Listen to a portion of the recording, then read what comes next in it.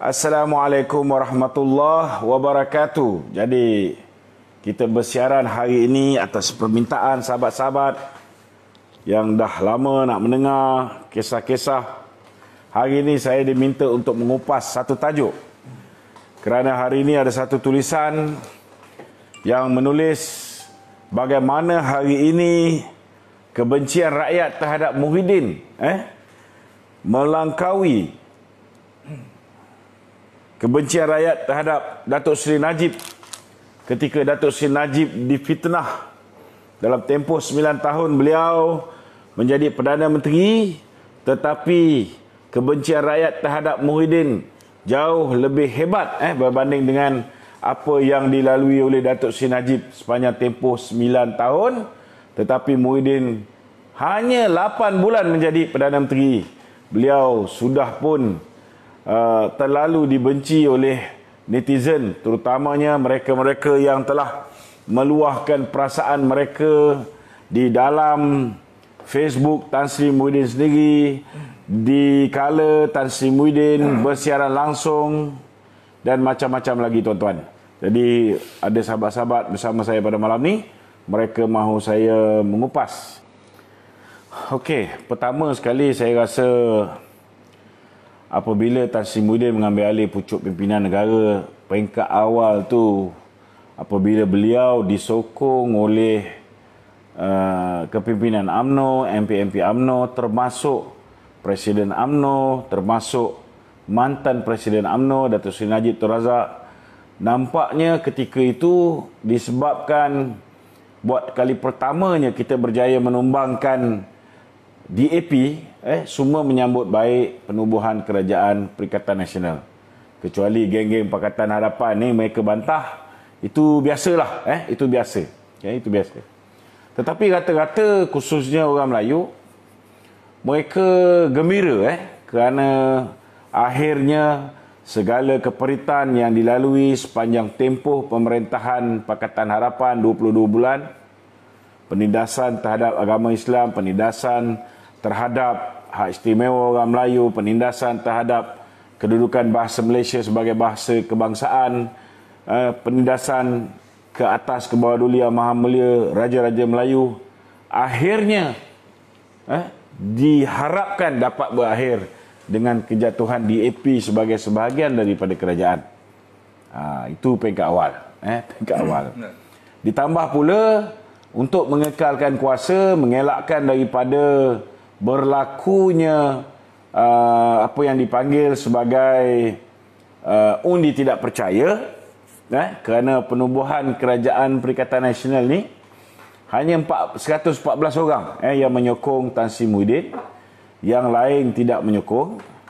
Maka salah satu cara yang digunakan oleh Tan Sri Muhyiddin untuk mengelakkan daripada berlakunya sidang parlimen dan berlakunya undi tidak percaya, maka diwujudkan apa yang dipanggil sebagai PKP, Perintah Kawalan Pergerakan, yang akhirnya menyebabkan parlimen itu hanya bersidang untuk titah baginda tuanku, dan kemudian titah tuanku pun tidak dibahaskan, tidak dibahaskan, dan parlimen telah pun ditutup.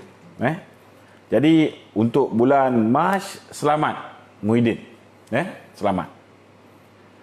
Kemudian dengan kuasa yang ada di tangannya dan dengan rakan baru yang sudah pun memberikan sokongan kepada beliau, alhamdulillah peringkat awal Tan Sri Muhyiddin memberikan respon yang positif, iaitu dengan mendengar nasihat-nasihat daripada Datuk Seri Najib yang diberikan melalui tulisan-tulisan beliau di dalam Facebook tentang apa yang perlu dilakukan bagi menangani kemelut ekonomi negara, bagi menangani masalah yang dihadapi oleh mereka yang kehilangan pekerjaan, bagi menangani masalah mereka yang berhadapan dengan masalah perlu terus membayar sewa beli kereta, sewa beli rumah, terus membayar kos-kos perniagaan walaupun perniagaan tidak ada. Maka alhamdulillah banyak di antara cadangan-cadangan yang dikemukakan oleh Datuk Seri Najib telah digunakan pakai oleh Tan Sri Muhyiddin.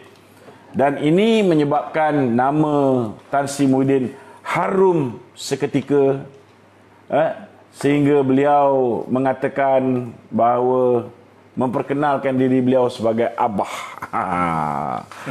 Akhirnya apabila namanya kononnya sudah bersih, beliau merasakan maka tidak perlu lagi menumpang kekuatan UMNO, dan beliau mengatakan bahawa UMNO yang sepatutnya menumpang kekuatan dan populariti Abah kau. Bila daripada Abah ni dah bertukar jadi Abah kau. Yang inilah tuan-tuan yang memusnahkan Tan Sri Muhyiddin. Apa yang Muhyiddin buat yang menyebabkan hari ini orang benci? Pertama sekali, dalam keadaan Datuk Seri Najib berlapang dada, orang yang telah memfitnah beliau, orang yang telah mengeluarkan pelbagai kata nista ke atas diri beliau, beliau terima dengan hati yang terbuka. Beliau angkat manusia yang hanya ada 13 kerusi menang pilihan raya yang lepas ini, kemudian mencuri 16 kerusi daripada UMNO, mencuri 9 kerusi daripada PKR. Beliau izinkan Muhyiddin untuk diangkat menjadi Perdana Menteri. Tapi Muhyiddin balas dengan dendam kesumat. Apa dia buat? Mula-mula kita tengok, peringkat awal kita sokong, bila mana Dato' Najib pun dah memberikan sokongan pada Tan Sri Muhyiddin, kita pun slow down. Kita tidak meneruskan kritikan-kritikan ke atas beliau. Tapi apa yang dia balas pada Datuk Seri Najib? Pertama, dia penjarakan Datuk Seri Najib. Bukan sikit tuan-tuan, 12 tahun penjara dan denda sebanyak 210 juta ringgit tuan-tuan. Bukan sikit. Kedua, apa dia buat? Duit UMNO tuan-tuan. Ni masalah dia.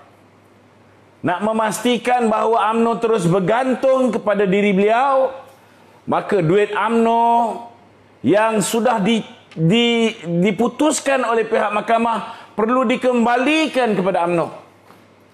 Beliau tidak mahu memulangkannya kepada UMNO.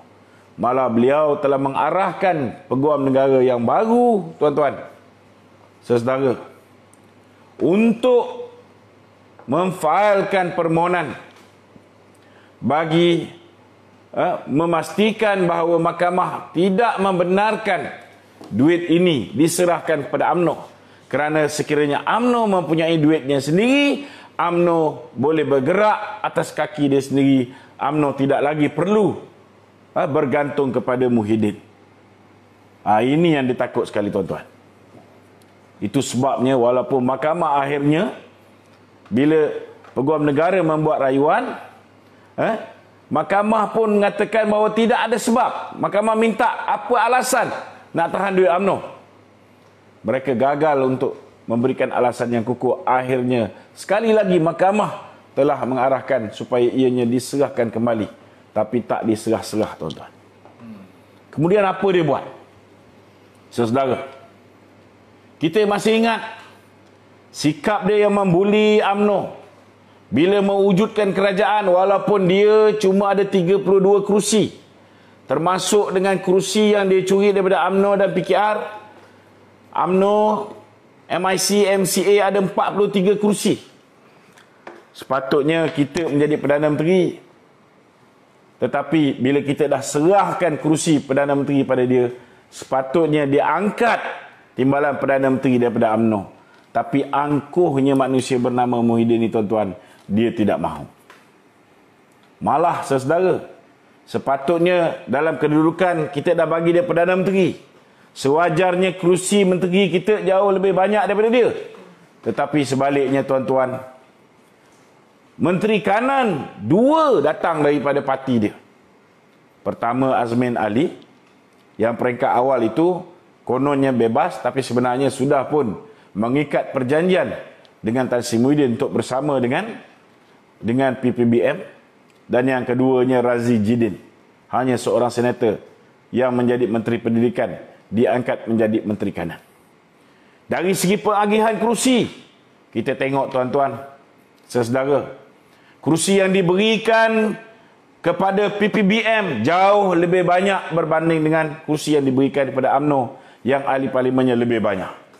Dari segi kualiti kerusi, kerusi yang penting di mana menteri berhubung terus dengan rakyat. Contohnya, Kementerian Pelajaran berhubung terus dengan ibu bapa, dengan murid-murid. Kementerian Dalam Negeri, hal ehwal kepolisian, keselamatan negara diserahkan kepada Bersatu. Hanya satu kerusi yang baik diserahkan pada UMNO, iaitu kerusi Kementerian Pertahanan. Kerusi lain, kita ambil contohlah kerusi yang pernah diberikan kepada Junior Minister Yeo Bee Yin, Kementerian Sains, Teknologi dan Alam Sekitar. Satu kementerian kecil, dia bahagi 3. Satu dia bagi kepada Tuan Ibrahim Tuan Man, Timbalan Presiden PAS, Menteri Alam Sekitar. Satu dibagikan kepada Samsul Anwar Nasarah, Menteri Tenaga. Dan satu diberikan kepada KJ, Menteri Sains dan Teknologi. Inilah level, tuan-tuan, kementerian-kementerian cak ayam yang diberikan kepada rakan-rakan UMNO yang telah memberikan sokongan kepada Tan Sri Muhyiddin. Macam mana orang UMNO tak marah, tuan-tuan? Saudara. Tidak cukup dengan itu. Kita tengok apa yang berlaku, saudara. Mereka tidak pernah menghormati, kedudukan UMNO itu sendiri. Bila nak melantik menteri, mereka tak gunakan apa yang dicadangkan oleh Presiden UMNO. Sebaliknya, sesuka hati dia berikan kedudukan menteri kepada menteri-menteri yang rapat dengan Tun Dr. Mahathir. Kita tengok orang seperti Hishamuddin yang kita tahu terang-terang kiblat dia, kesetiaan dia kepada Mahathir.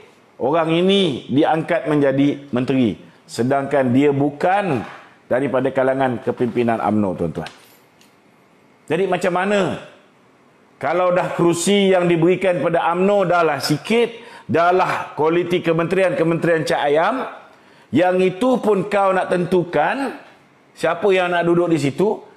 Jadi mana rasa hormat PPBM, hormat Muhyiddin kepada rakan kongsi mereka, iaitu UMNO.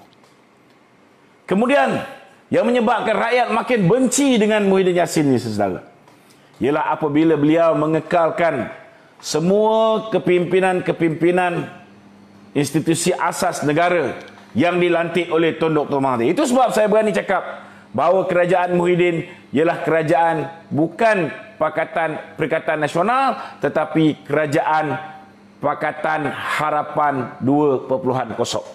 Kenapa? Pertama, kita tengok IGP, Ketua Polis Negara dikekalkan. Sedangkan Ketua Polis Negara ini memang lantikan daripada Perdana Menteri, iaitu Tun Dr. Mahathir dulu. Kenapa kekalkan orang yang telah mempertahankan tokoh semburit negara Azmin Ali? Orang yang dah jelas gagal menjalankan tugas dia, dia berikan peluang terus kekal menjadi Perdana Menteri.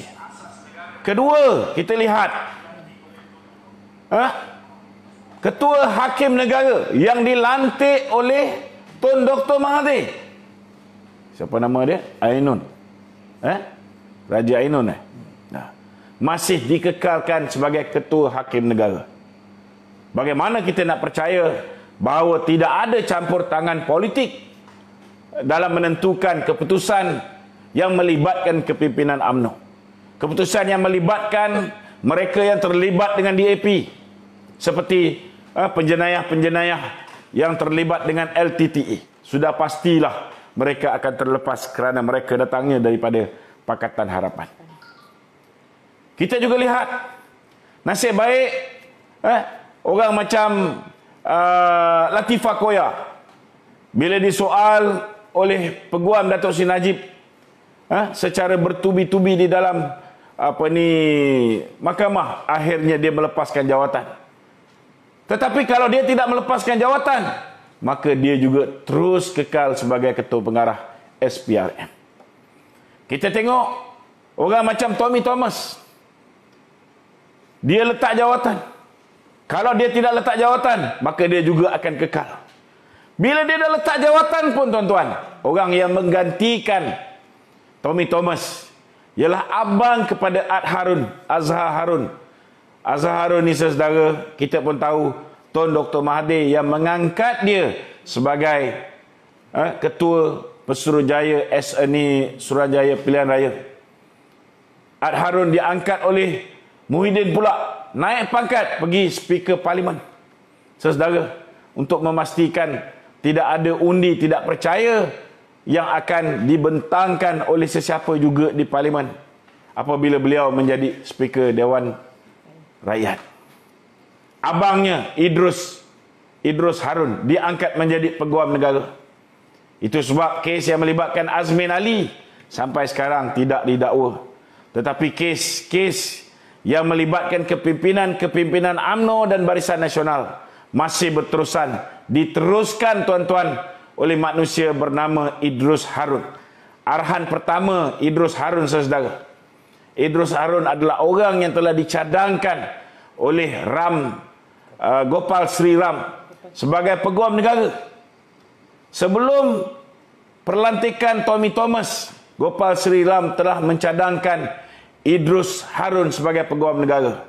Bila Tommy Thomas hilang, tuan-tuan, arahan pertama yang keluar daripada mulut Idrus Harun ialah supaya Gopal Sri Ram meneruskan pendakwaan ke atas Datuk Seri Najib dan kepimpinan UMNO. Saudara, berapa juta duit rakyat yang telah dibelanjakan untuk membayar Gopal Sri Ram, untuk membayar mereka-mereka yang ternyata jelas pro kepada Pakatan Harapan untuk mendakwa kepimpinan UMNO dan mantan Presiden UMNO.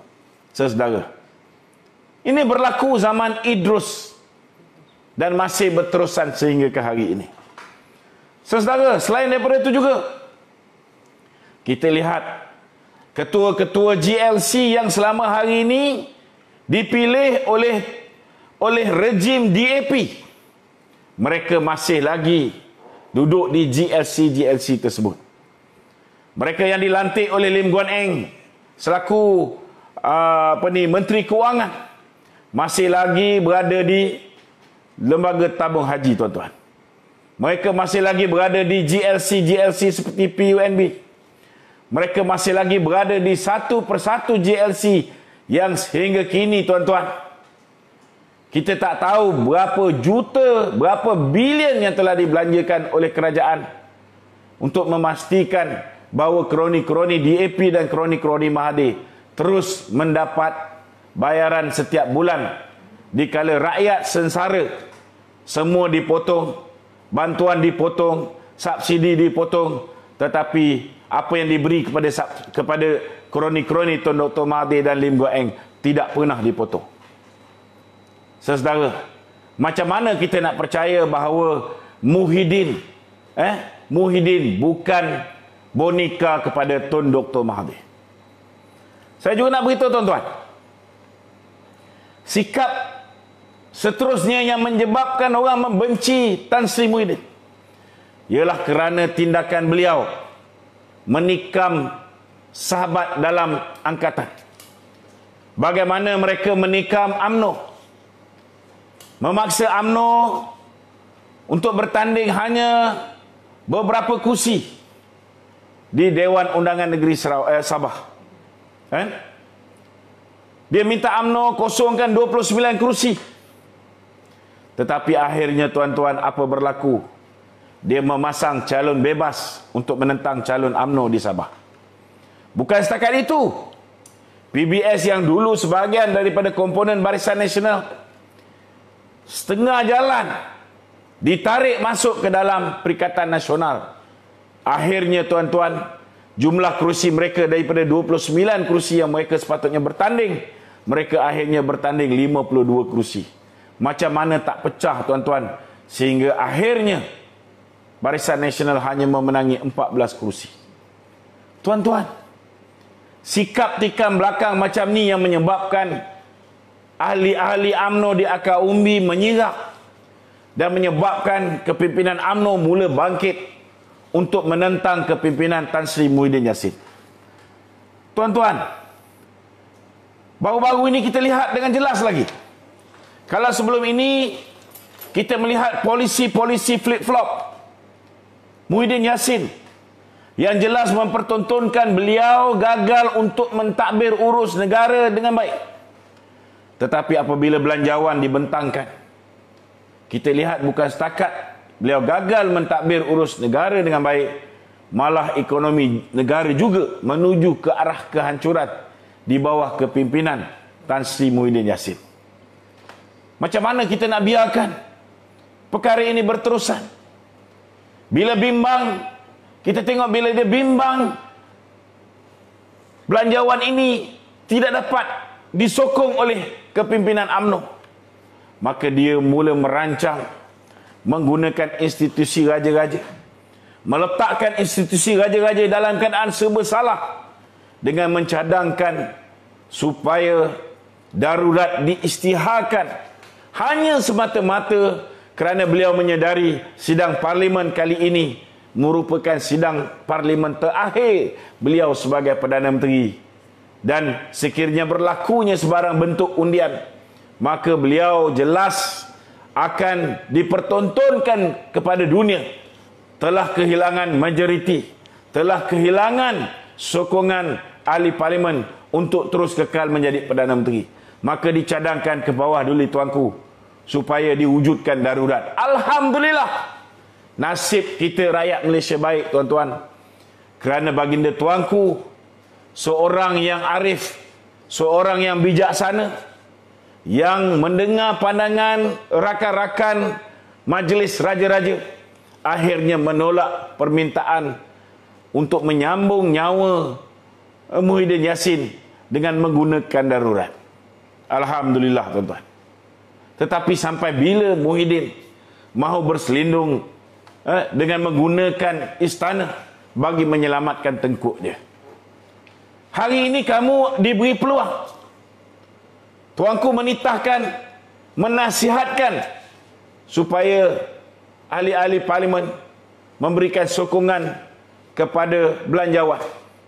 Sewajarnya apabila UMNO bawa dua permintaan terakhir, iaitu moratorium automatik kepada semua peminjam-peminjam, tak kiralah loan kereta ke, loan rumah ke, loan perniagaan ke, ataupun pinjaman peribadi. Bagi je lah. Bagi je. Macam mana kamu arahkan supaya PKP dilanjutkan? Kamu sekat rakyat daripada mencari rezeki secara sempurna. Kalau dulu kamu sekat rakyat, kamu boleh beri moratorium, boleh beri penangguhan pembayaran balik pinjaman. Tetapi kenapa bila PKP dilanjutkan, kamu tidak boleh menyambung ataupun melanjutkan moratorium? Bagilah 3 bulan.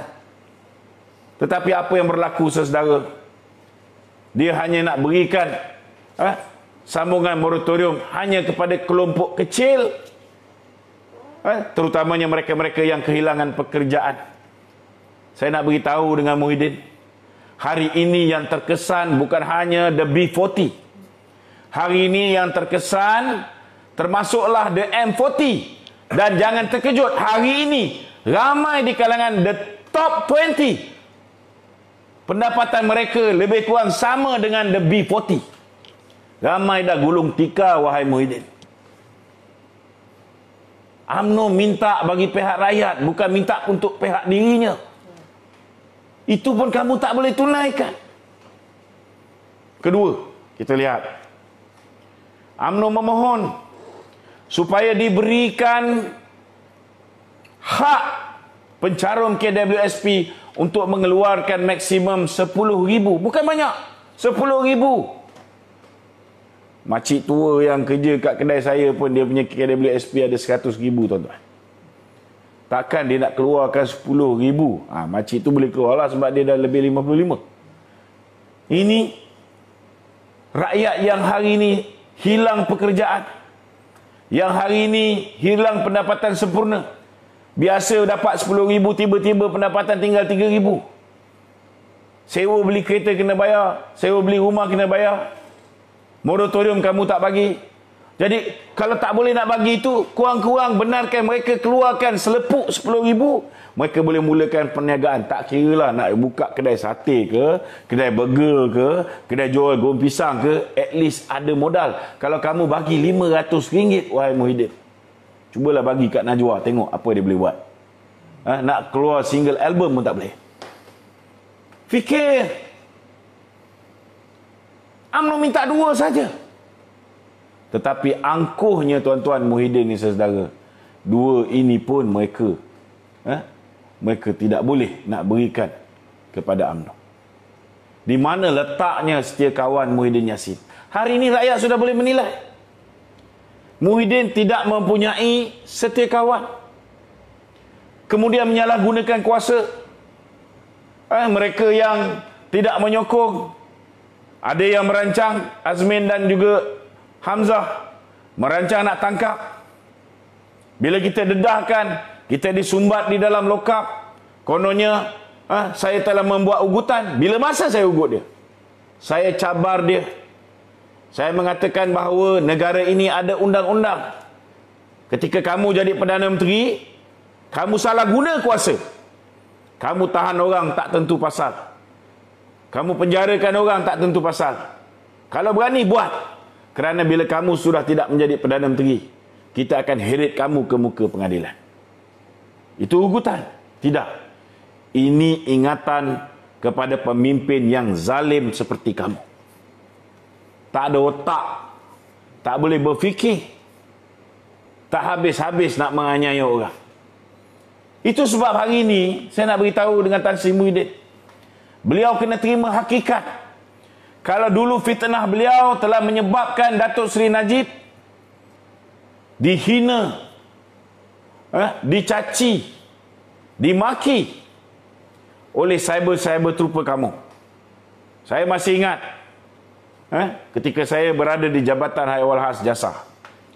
Saya masih ingat daripada komen di Facebook Datuk Seri Najib, 70% adalah barua-barua DAP. Red Bin Army DAP.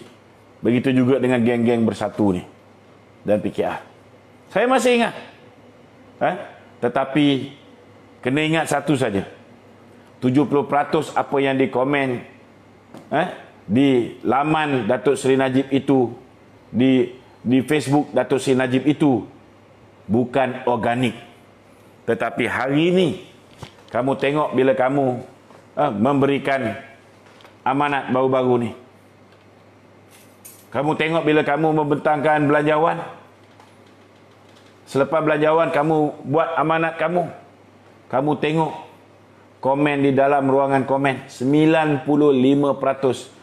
mengeluarkan kata nista pada diri kamu. Dan saya nak beritahu bahawa ini semua organik. Boleh buka profil mereka satu persatu. Kamu akan tahu bahawa mereka adalah manusia betul. Bukan robot seperti mana yang biasa kamu hantar untuk menyerang Facebook saya. Facebook saya, kamu boleh tengok. Yang mana genuine, memang genuine. Mereka akan menyokong. Yang mana menentang, bukalah profil mereka. Tengok, mereka ni orang ke, mereka hanya menggunakan akaun palsu. Tetapi yang menentang kamu hari ini Muhyiddin, ialah genuine and organic Facebook user. Sepatutnya hari ini Tan Sri Muhyiddin jangan tunggu sehingga hari untuk mengundi belanjawan 2021. Jangan tunggu. Hari ini kamu sewajarnya meletakkan jawatan secara terhormat.